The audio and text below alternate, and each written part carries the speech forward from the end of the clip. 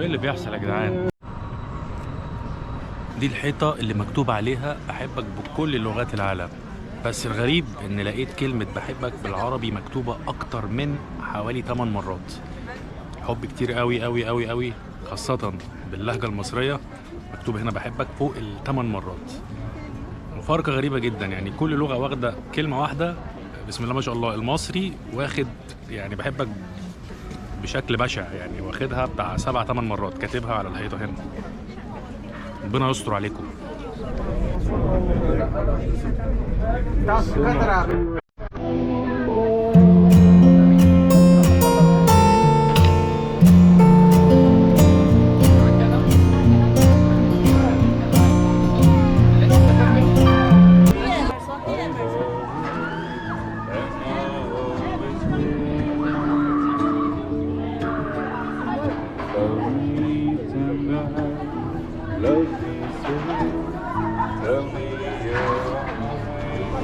Il est gentil.